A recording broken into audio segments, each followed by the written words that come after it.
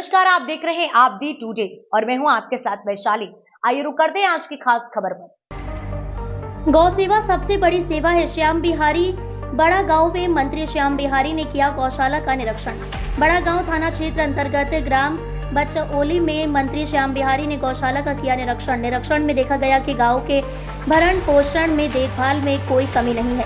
ग्राम प्रधान का कहना है कि समय समय पर गायों की देखभाल सुचारू रूप से की जाती है और गांव के इलाज के लिए डॉक्टर सहयोग नहीं करते हैं। यदि उनसे गाय के इलाज के लिए बुलाते हैं तो आते नहीं है और भूसा ठेकेदार हरीश चंद्र राजपूत भूसा देने से इनकार करता है। ग्राम प्रधान ने बताया कि मैं भूसा अपने पैसों से खरीद कर गायों का भरण पोषण करता हूं और गाय के लिए चारा, गुड़ और आदि की व्यवस्था खुद करता हूं। वहीं मंत्री ने निरीक्षण में पाया कि गायों का भरण पोषण सुचारू रूप से हो रहा है और मंत्री ने बताया कि गाय से हमारा परिवार पलता है और हमारे बुजुर्ग, बच्चों एवं युवाओं को बीमारी नहीं फैलती है। और उन्होंने कहा कि प्रत्येक गाँव वालों को एक एक गाय प्रदान की जाए ताकि वह उनको अच्छी तरह से अपने घर पर ले जाकर उनकी देखभाल करें। उसी के साथ मंत्री ने कहा कि गौ सेवा सबसे बड़ी सेवा है। कोई ना कोई बड़ी उम्र का होता है, कोई कारण होता है। गांव में 4 से 10-20 लोग बीमार रहते ही हैं। बीमार है, हालांकि ऐसा कुछ नहीं, आप देख सकते हो। नहीं, गायों का स्वास्थ्य कोई वो जब पीछे हम तो सब जगह घूम रहे हैं।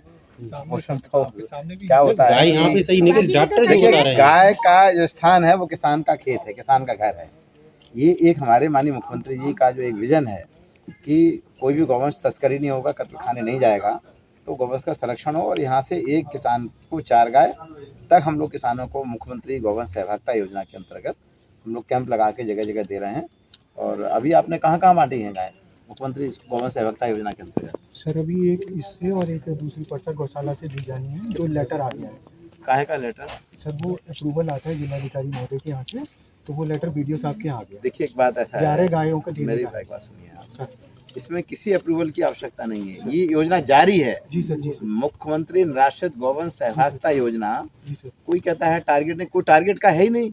ये सारी गौशाला गायें किसानों को बांटना है। सर वो एक्चुअली वो हमारे स्तर से नहीं होता सर वो बीडीओ साहब के स्तर से है। ये गाय देने का वो उनके स्तर से होता है। और ऐसे ही जो वो लोग हैं जो गाय ले जाएंगे, फिर उनका जो भुगतान होगा वो भी बीडीओ साहब के स्तर से। वो तो हमें मालूम है, वो तो 15 जिनको दिया था सर, जिनको हमने गाय दी थी, जिनका भुगतान हो रहा था, माननीय डॉक्टर साहब जी ने जब से आए उनका भुगतान बंद करा दिया, लेकिन दिया इनके पास गाय नहीं है। सर आप रिपोर्ट देते हैं, नहीं देते हैं आप? सर उसकी रिपोर्ट सेक्रेटरी और लेखपाल देते हैं वीडियो साहब को। उस आधार पर ही वो रोका या निकाला जाए। कहाँ है वो किसान कौन है? मतलब किसान तो नहीं आए हैं, किसानों के साथ हमारी शिकायत थी, हमने अपने गांव में सब कितने लोगों को? करीब 6 लोगों को दी थी सर। 6 लोगों के घरों में गाय बंधी हुई है? गाय बंधी है। हाँ। अब हम 17-16 तारीख के पहले निरीक्षण करेंगे। जी सर। और उनका यदि पैसा रुका है तो पैसा उनको पहले पहुँचेगा। जी सर।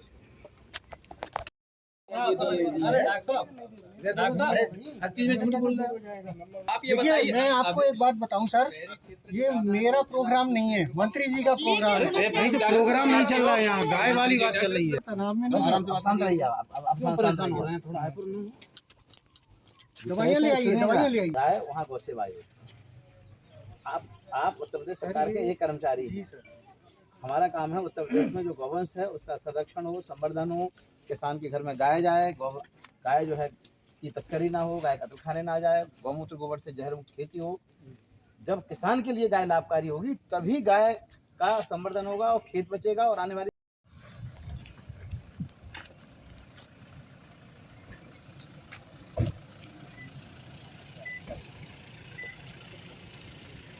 ये भूखना का प्रधान है, ये मनोज रोहित जी है, जोन प्रधान है। अच्छा, प्रधान हो गए, प्रधान हो गए।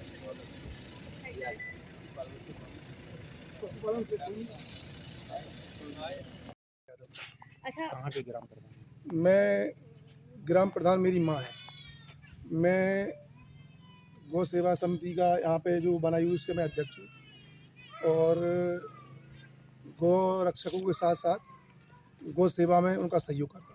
अच्छा प्रधान जी, जैसे कि आपके ऊपर आरोप लगाए जा रहे हैं कि आप गायों के खाने पीने की जो व्यवस्था है भूसे को लेकर वो पर्याप्त मात्रा में आप उनको दे नहीं पा रहे हैं।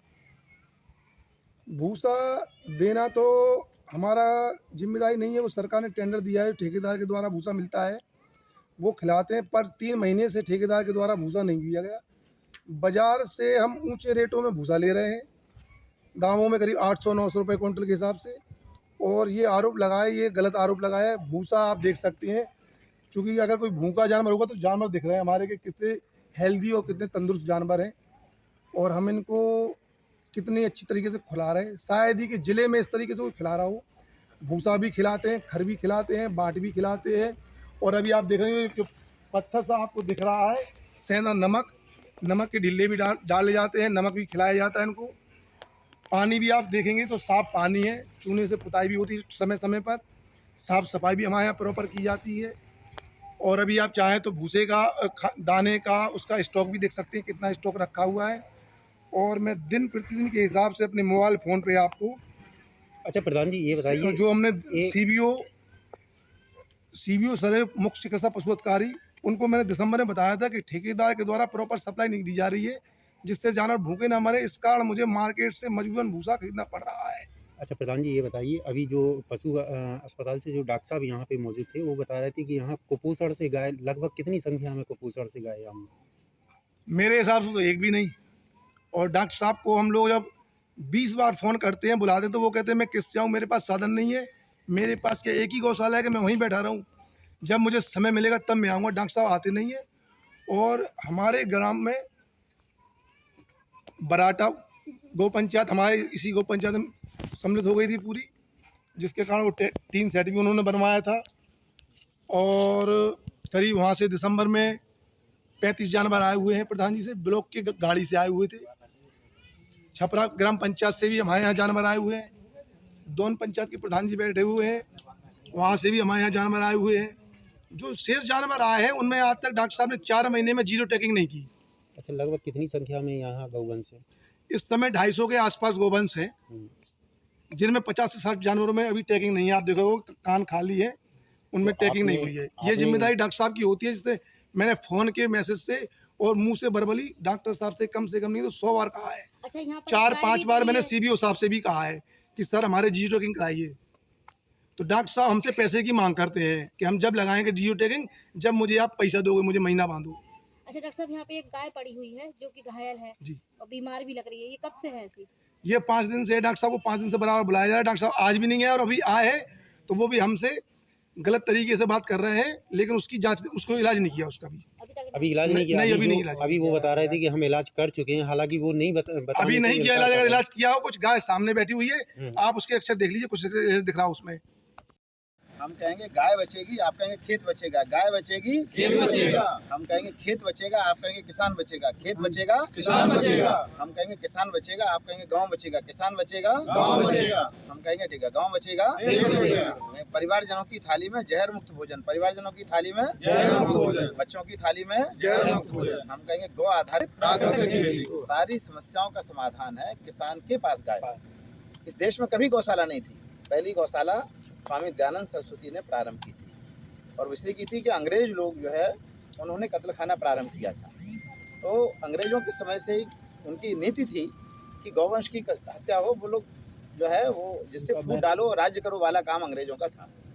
लेकिन 1947 के बाद जिस तरह से कांग्रेस की सरकार में गाय के प्रति जो है वो दुराग्रह रहा, या गाय के प्रति उनका सही रुख नहीं रहा, और जिस तरह से फिर केमिकल फार्मिंग का दौर आया, तो गाय अलग हो गई, बैल अलग हो गया है, किसान अलग हो गया है। आज धरती में हम केमिकल डाल डाल के जो खेती हो रही है, मिट्टी में देसी केंचुआ खत्म हो रहा है, सूक्ष्म जीवाणु खत्म हो रहे हैं, तो और बच्चों को हम केमिकल खिला करा के अस्पतालों की संख्या कम हो रही है, बढ़ रही है। अस्पतालों की संख्या बढ़ रही है, बीमारियां कम हो रही है, बढ़ रही हैं। बढ़ता हुआ कैंसर, बढ़ता हुआ डायबिटीज, बीपी, जिस सारी समस्याओं का समाधान गौ आधारित खेती है। और अपने झांसी जनपद में 2,95,000 किसान हैं, और गौवंश की संख्या मात्र 2.25 लाख से भी कम है।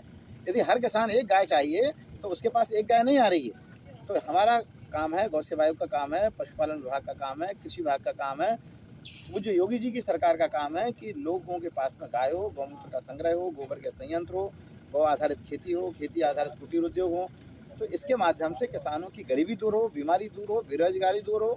ये सारी जो बढ़ती हुई गरीबी, बीमारी, बेरोजगारी है, इसका समाधान गाय है।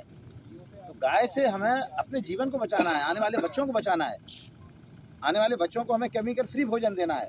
तो माननीय मुख्यमंत्री जी ने बुंदेलखंड को गौ आधारित प्राकृतिक खेती और मिलेट्स का हब बनाने का निश्चय किया। वो काम चल रहा है, सब लोग मिलके काम करेंगे, सब लोग मिलके गौ माता के लिए, गौ माता के लिए अपने बच्चों को बचाना है तो गाय जरूरी है।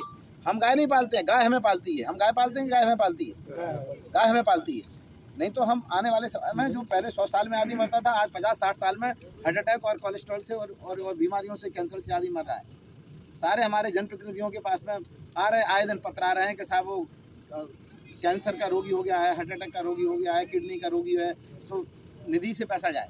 तो ये बढ़ती हुई बीमारी, उसका निदान गौ आधारित खेती है। सब लोग मिलकर इस काम को करेंगे। गायों का मैंने देखा कि क्योंकि मैं सभी जगह जाके देख रहा हूँ, गायों का पोषण सही है, गायों का पेट भरा है, गायों का स्वास्थ्य अच्छा है। तो सब लोग मिलकर करेंगे। और यहाँ तो हरे चारे की भी व्यवस्था की गई है, तो सब मिलकर थोड़ा अच्छा कराएंगे। और आप लोगों से निवेदन है, किसानों से और हमारे जो और प्रधान हैं उनसे निवेदन है कि मुख्यमंत्री निराश्रित गौवंश सहभागिता योजना को यहाँ कैंप लगाइए। यहाँ के प्रशासन के अधिकारी रहेंगे, हमारे माननीय विधायकगण रहेंगे, और गाय किसानों को देना है।